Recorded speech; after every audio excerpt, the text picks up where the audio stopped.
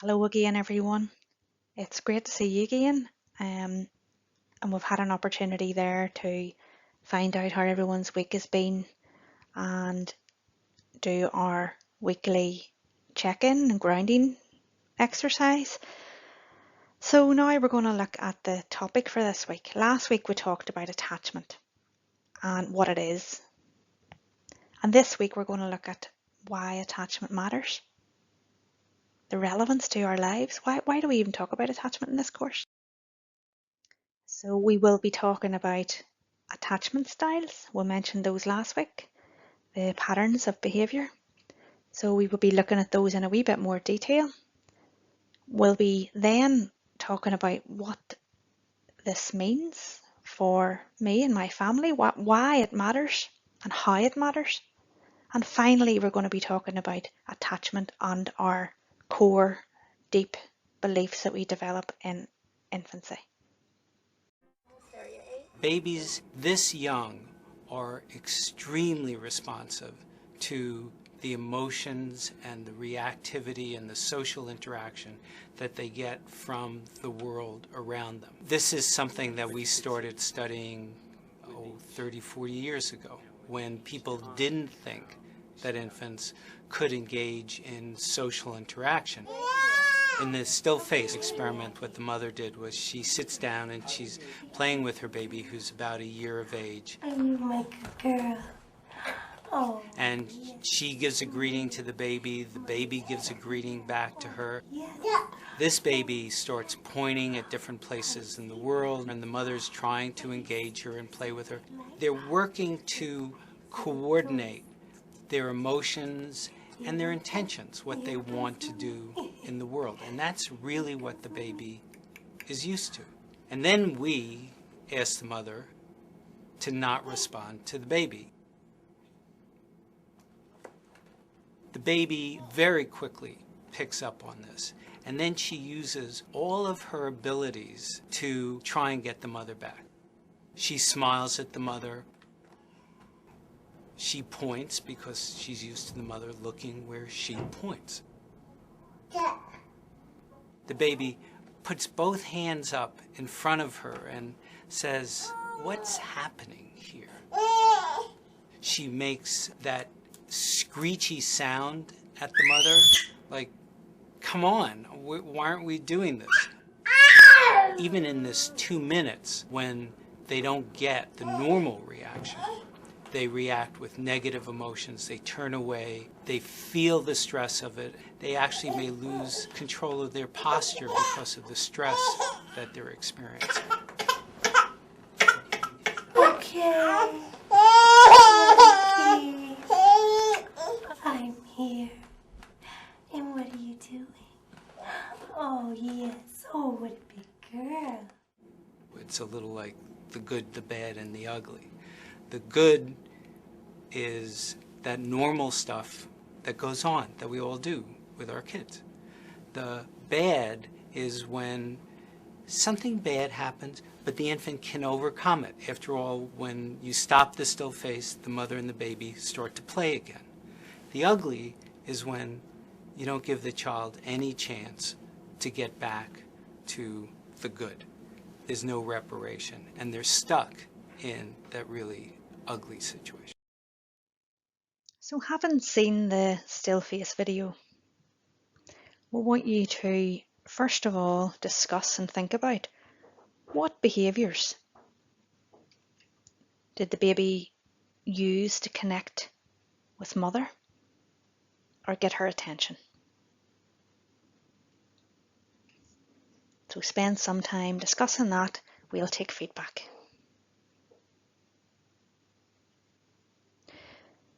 So the behaviours that you described there are sometimes called attachment behaviours because they're behaviours that keep the parent and baby connected. How many behaviours did that baby have in her repertoire? So many behaviours. It's almost like she had a bag of tricks that she used and pulled out when she needed. And the baby was able to call on them within a very short time scale. As soon as the baby knew there was something different, she was able to you start to use all those behaviours that you had in our bag of tricks, our tool bag. And how soon did that baby realise something was different? Yes, almost immediately. That baby knew within milliseconds that things were different to usual, which would indicate that the baby's used to mum being consistently responsive and probably suggest that that baby's securely attached. So the second question we want you to discuss is, if this was the norm, so what would happen if something changed for that family? So maybe a trauma, bereavement, maybe domestic violence, and seeing the still face became the norm. How might the baby adapt in that new environment?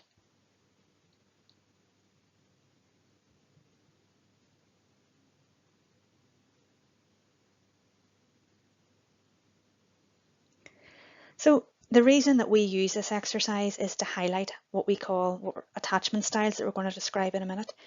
And the types of behaviour that you have described there basically describe the different attachment styles. And the third question that we want you to discuss is, in what other circumstances or situations might the child's experience feel like the still face to them?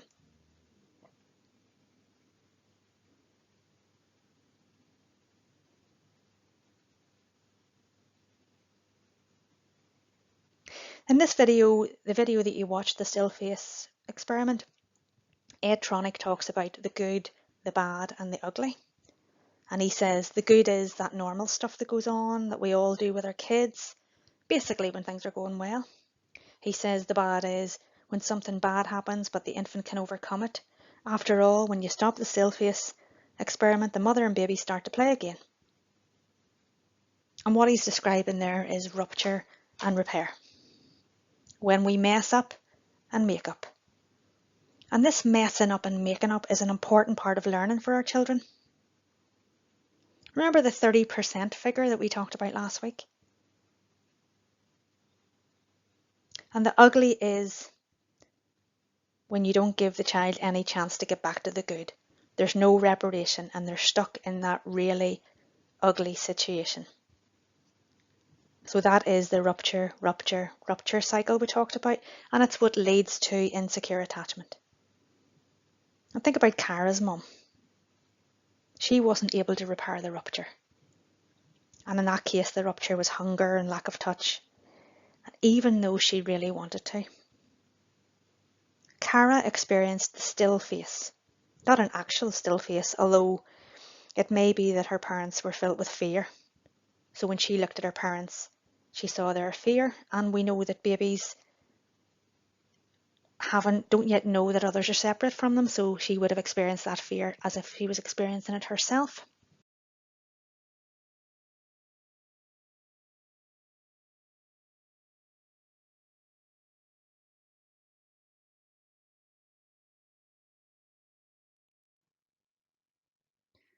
So last week we explained that attachment is the connection that the baby develops with their parent or carer and the behaviour patterns that work best to keep their parent or carer close.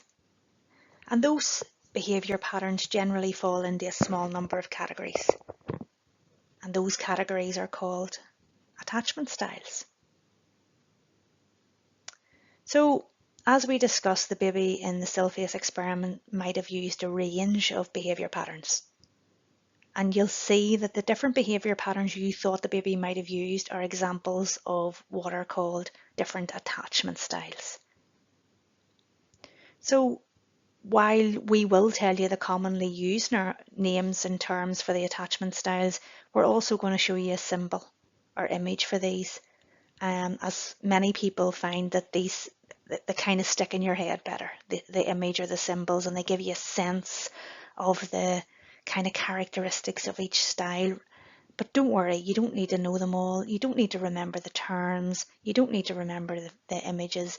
You just need to know that there are different styles. And it might be that when you're listening to some of the conversation we're going to have, you'll be thinking about yourself or someone else. That's okay. This is not a teaching exercise. So what are the attachment styles? So the first one that we discussed in detail last week is secure. And the symbol of secure attachment is the anchor. So what do you associate with an anchor? When you hear the word anchor, what comes into your mind?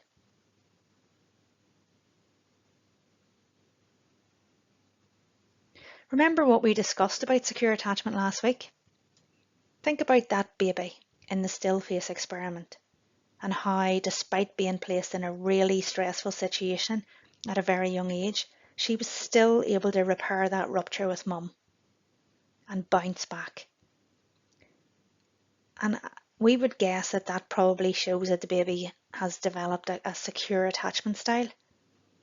Or maybe you might refer to it as the baby being an anchor or anchorish.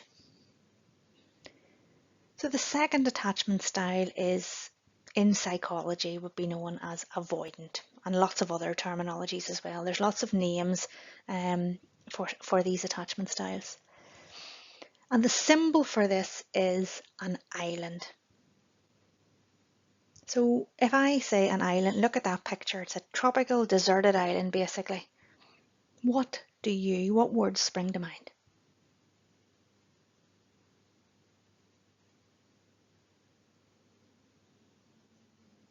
So think about the baby in the still face experiment and some of the adaptations that you suggested.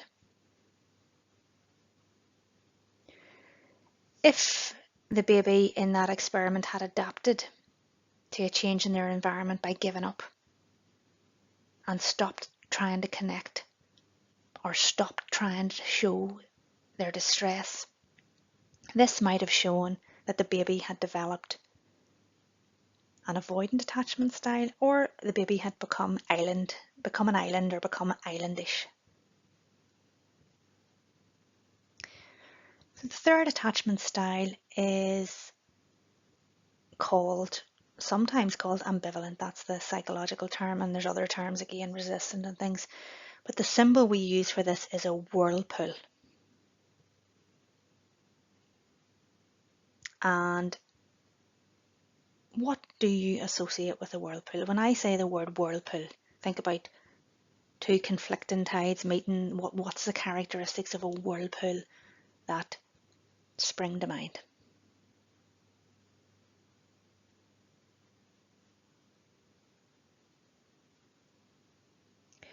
So if the baby in the still face experiment had adapted to a change in their environment by trying even harder and harder to get attention, by crying, throwing things around, or maybe being silly, funny and amusing, but then when mum showed some interest or showed attention, baby pushed her away because she wasn't quite sure if mum was to be trusted.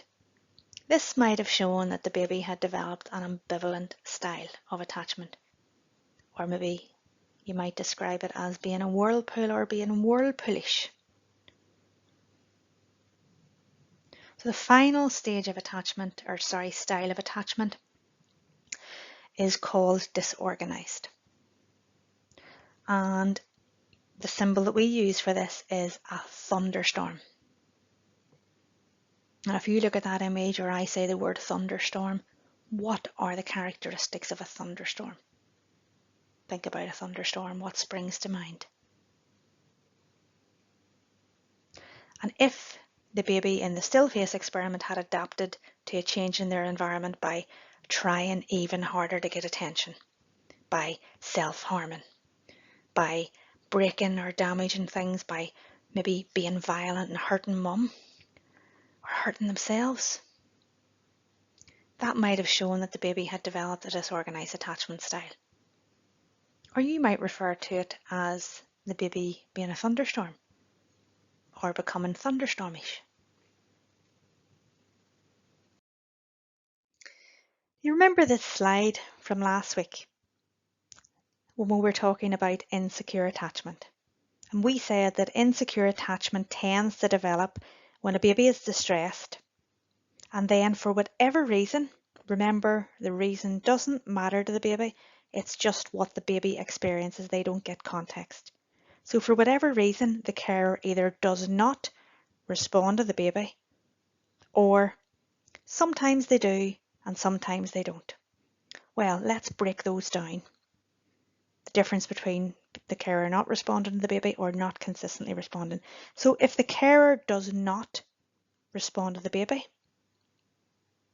or that's what it feels like to the baby, because the parent is absent, either physically absent or emotionally absent.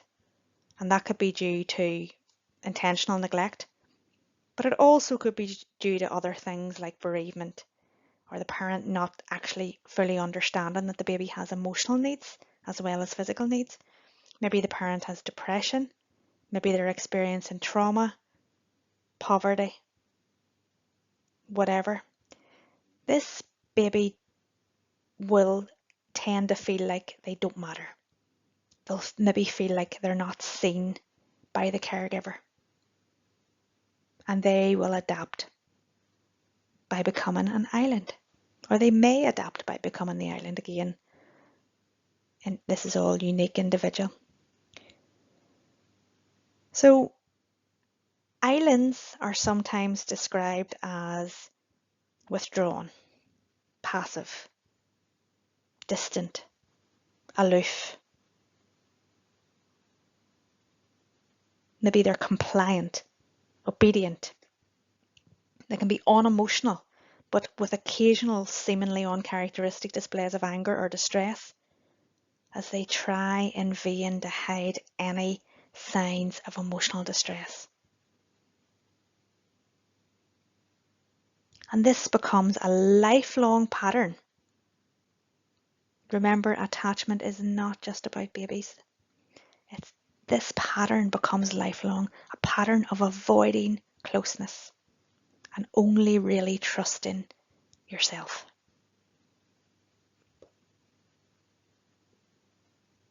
So this pattern of avoiding closeness and only trusting yourself is a bit like Billie Joe Armstrong. I don't know if any of you know Billie Joe Armstrong, but he's the lead singer in Green Day. So listen to the words of his song and see if it rings any bells.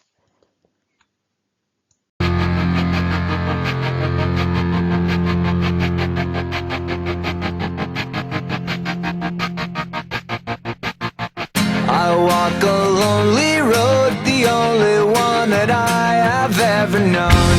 Don't know where it goes, but it's home to me and I walk alone.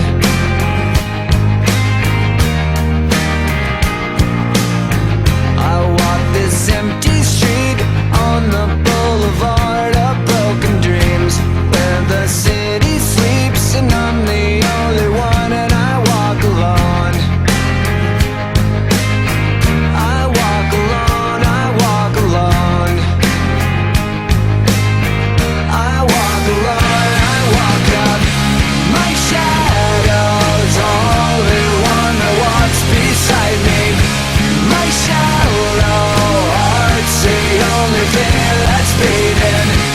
Sometimes I wish someone up there will find me.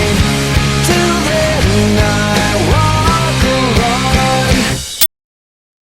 Interestingly, Billie Joe was the youngest of 6 children and was really close to his father, who was a jazz musician and a truck driver. And his father died of cancer when Billie Joe was only 10. And his mother went on and married a man who he really hated, and he really retreated into his music. He struggled with alcohol, pills, and sleep problems for a very long time. So what about the other scenario where the baby's upset and the carer doesn't consistently respond? So they respond some of the time, but not others. Maybe because of reasons that we talked about before in the last slide, or maybe because the parent's terrified of not being a good enough parent, or maybe because they're preoccupied with their own issues, like maybe their relationship is in difficulties or they're experiencing a breakup. So for that baby, the best strategy to stem the confusion and the conflicting tides of emotion and to keep that parent close and available in case of real danger is to become a whirlpool. So this might be described as sucking you in, being needy, clingy, or being overly loving, overly compliant, or overly charming. But despite being consumed by gaining closeness, the whirlpool may distrust or reject it when it is available. And again, this pattern persists and it becomes a lifelong pattern of trusting and needing others and anxiously seeking closeness, but then pushing it away and not being able to be comforted by that closeness. A bit like Kelly Clarkson. So we're going to listen to a Kelly Clarkson song now and listen to it in light of what we've just discussed and see what you think.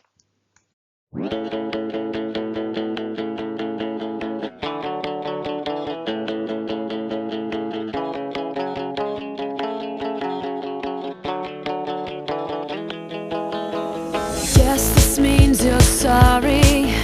You're standing at my door. Guess this means you take back all you said before. Like how much you wanted anyone but me. Said you never come back, but here you are again. 'Cause we belong together now, yeah. Forever united here somehow, yeah. You got a piece of me, and honestly, my life would suck without you. Maybe I was stupid for telling you goodbye. Maybe I was wrong for trying to pick a fight. I know that I've got issues, but you're pretty messed up too. Either way, I found out I'm nothing without you. Interestingly, Kelly's dad divorced her mum when she was only 6. Her brother went to live with her dad and her sister went to live with her aunt while she stayed with her mum. And some of her songs indicate how devastated her mum was by the breakup and how she struggled to build a relationship with her dad. So the final attachment style that we haven't yet covered is the thunderstorm. And this is often described as fright without solution. Because in this case, the parent or caregiver who should be the source of comfort when the child is scared is also the same person is the reason the child is scared in the first place. And it might be because the parent is hurting the child through abuse or severe neglect, or the child might see terror when they look into their parent or caregiver's eyes due to unresolved trauma, or maybe the parent's living in an abusive or dangerous situation and they are actually terrified themselves. And a baby does not yet know that it's separate from their parent. So if they look into their parent's eyes and see terror, they experience that terror as if it is their own. And that causes deep confusion and trauma. And the child is left in terror but can't use their parent to comfort them. So there's no solution to this violation. No organised pattern of behaviour will work, though the baby may alternate between a range of behaviours in a vain attempt to try to gain comfort. If they push their parent away, they're left with unresolved terror. But if they pull their parent close, they're in danger. They become a thunderstorm. The thunderstorm might be described as chaotic, unpredictable, challenging, dangerous. Might be described like a rabbit caught in the headlights or a fox caught in a trap. And there is no lifelong pattern, just unpredictability, terror, anxiety, anger, finding no comfort in closeness or no comfort in distance, and can't trust others nor can trust self. A bit like Eminem, another song. Now there are no subtitles to this song because it was hard enough to even get a version of one of his songs without swearing, never mind with subtitles too. But if you listen to the song, even if you can't make out the words, just listen for the overriding emotion or feeling you get from his voice when he sings. Have you ever been hated or discriminated against? I have. I've been protested and demonstrated against. Picket signs for my wicked rhymes. Look at the times. Sick is the mind of the motherfucking kid that's behind. All this commotion, emotions run deep as oceans exploding. Tempers flaring from parents, just blow them off and keep going. Not taking nothing from no one. Give them hell long as I'm breathing. Keep kicking us in the morning and taking names in the evening. Leaving with the taste of sour as vinegar in their mouth. See, they can trigger me, but they'll never figure me out. Look at me now, I bet you're probably sick of me now. Ain't you, mama? I'ma make you look so ridiculous now. I'm sorry, mama, I never meant to hurt you. I never meant to make you cry. But tonight, I'm cleaning out my closet. One more time, I said I'm sorry, mama, I never meant to hurt you. I never meant to make you cry, but tonight I'm cleaning out my closet. I got some skeletons in my closet, and I don't know if no one knows it. So before they throw me inside my coffin and close it, I'ma expose it. I'll take you back to 73, before I ever had a multi-platinum selling CD. I was a baby, maybe I was just a couple of months. My father must have had his panties up in a bunch, as he split. I wonder if he even kissed me goodbye. No, I don't. On second thought, I just wished he would die. I look at Haley, and I couldn't picture leaving her side. Even if I hated Kim, I'd grit my teeth and I'd try to make it work with her. At least for Haley's sake, I maybe made some mistakes, but I'm only human. But I'm man enough to face them today. What I did was stupid, no doubt it was dumb, but the smartest shit I did was take the bullets out of that gun, cause I'd have killed him. I would've shot Kim and them both. It's my life. I'd like to welcome y'all to the Eminem Show. I'm sorry. Interestingly, Eminem's dad abandoned the family when he was a baby and blocked all of his attempts to contact him. And Eminem accused his mum, or Marshall Mathers Jr. is his real name, accused his mum of being addicted to alcohol and drugs, subjecting him to emotional and physical abuse, and having a series of relationships with unsuitable men. His mum was diagnosed with Munchausen syndrome by proxy, which is basically faking illness in her child for attention. So they moved frequently, and he was bullied. He was beaten into a coma in a school bathroom when he was just 9 years old. They moved at that stage to an area where he was the only white person, basically. So it was a racist attack. And his mother claims this changed his behaviour from a quiet loner to an angry one. And his younger brother was placed in foster care for a year when he was 9. And he has struggled with addiction and had a tempestuous relationship with his wife. Some of his songs depict violence against his mum and his wife, and describes an alter ego who he calls Slim Shady.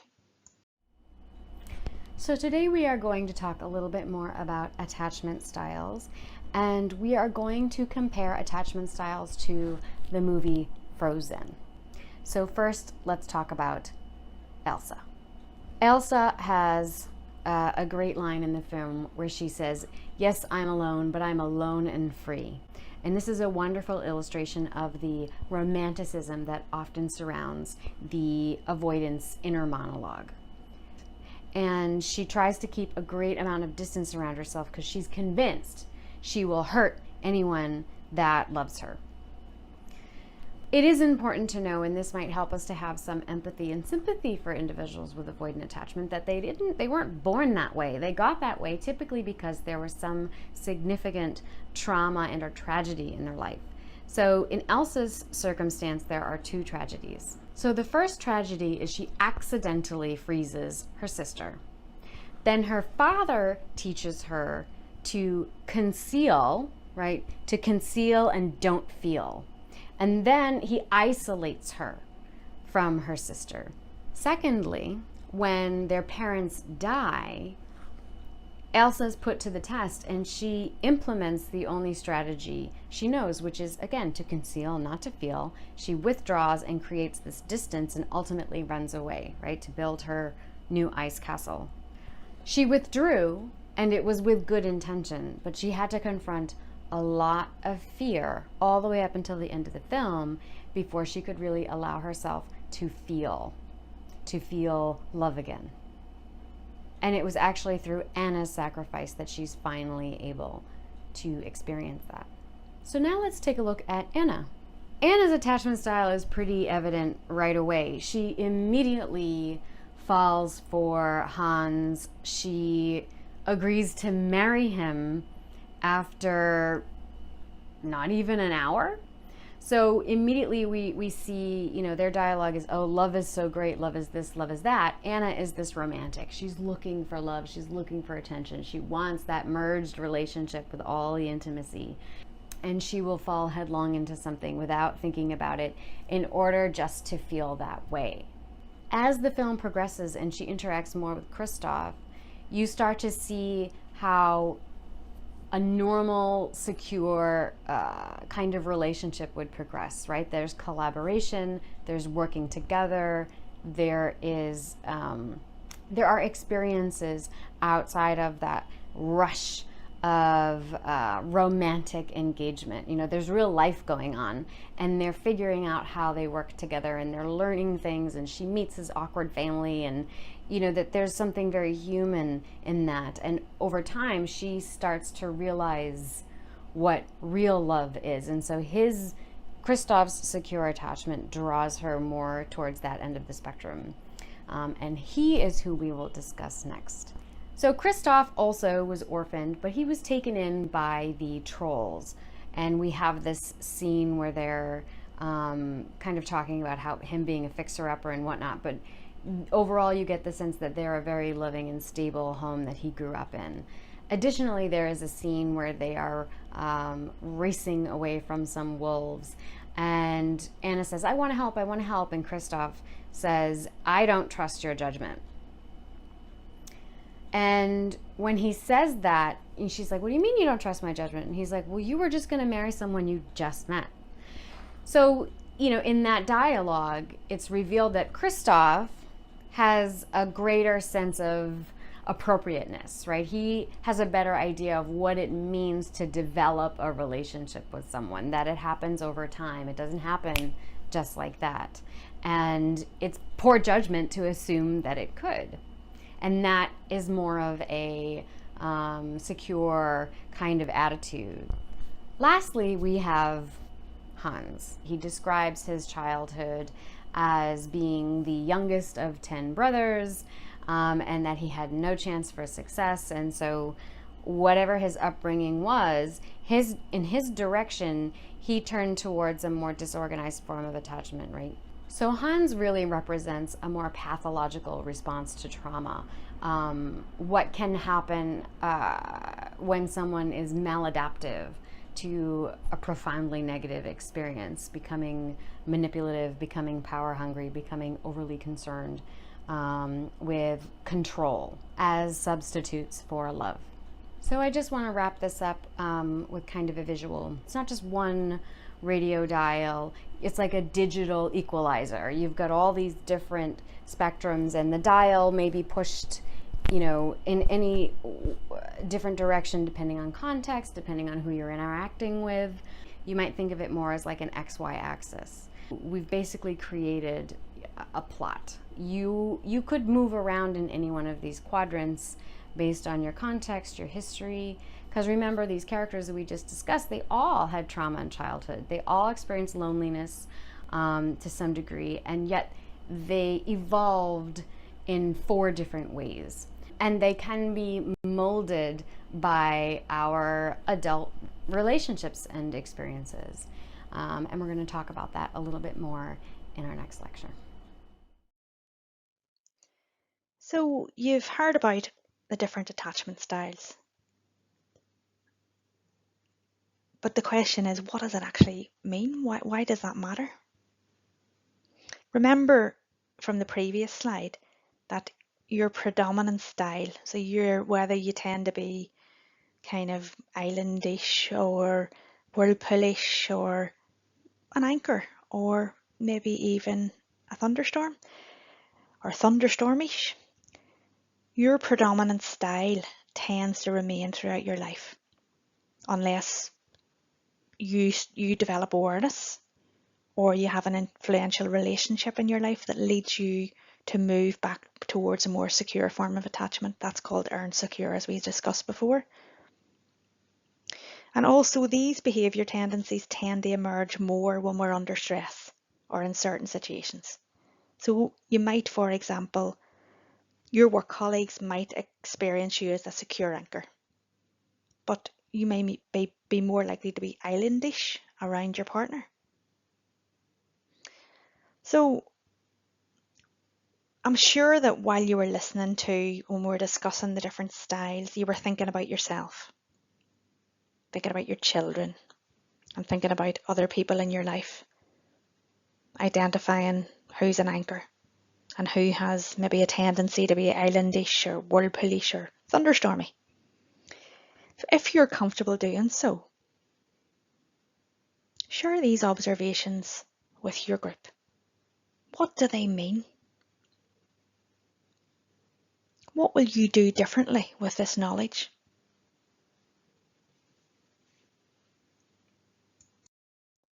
We're now going to discuss how attachment affects our core beliefs. One of the reasons attachment matters so much throughout our life is because it shapes our core beliefs. And what I mean by core beliefs is the deep, intuitive, gut, visceral feelings you have about yourself, other people, and the world around you, whether you can trust others, whether you're safe in the world. And these core beliefs, often called many other things, but they develop very early in life, before we have language. So for that reason, they tend to be kind of felt senses, felt body feelings, rather than actual kind of cognitive ideas, or we don't really have words for them necessarily. And if you develop a secure attachment as a baby, you generally grow up feeling a bit like this. But you have a sense about yourself that you're okay, I'm okay. I'm a decent enough person, I'm good enough. I might not think I'm the world's best person, but I don't think I'm the world's worst person. I'm just okay with myself. I'm good, yeah. I think that other people are okay. I trust other people, generally expect them to be there for me, yeah, if I need them, but I don't necessarily need them all the time. And I feel pretty safe in my world. Yeah, the world's a pretty safe place.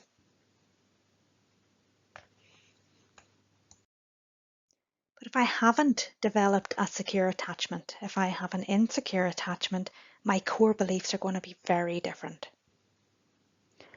I am not going to have a belief, a sense. When I say a belief's more of you think about thoughts, but a sense of myself as being okay. I'm going to have a deep gut feeling that I'm not okay. I can't really put my finger on it, if that makes sense, but I just don't, I just have a sense of there being something wrong with me. Maybe that I'm bad, it might be I'm stupid, might be thinking in the back of my head if people really knew me, might have a sense of I deserve to get treated badly. It's going to be different for every person depending on how those beliefs develop, but overall you're not going to feel okay. You're not going to believe that other people are okay. You might think that other people can't be trusted, they're dangerous, they might hurt you. You might think you can't trust anyone. Or you might even think that you have to work really, really hard to make other people like you. And you might have a sense of the world being an unsafe place. And again, it's a kind of gut feeling. You just don't feel okay. You feel unsafe and you don't really know why. Again, you can't put your finger on it. It might be that you feel scared and you don't know why. It might feel kind of the world's a bit dangerous. And you might feel that I can't show any weakness here. I have to appear strong even if I don't feel it. And again, it could be any kind, those beliefs can be different for every person, but you kind of get the idea you're going to have certain beliefs. Now, sometimes those beliefs are a felt sense, and sometimes they take the form of the voices in your head. And when I say the voices in your head, I mean when you do something and the voice in your head says, you stupid idiot, I can't believe, there you go again, you can do nothing right, everybody thinks you're this, that and the other. Now sometimes that voice in your head is Mr. Smith in primary school who told you that you were useless and that has stayed with you. But sometimes that critical voice in your head comes from those early attachment experiences. One of the other feelings that you might have about the world being an unsafe place is you need to watch out. Constantly on guard. Not being able to really relax.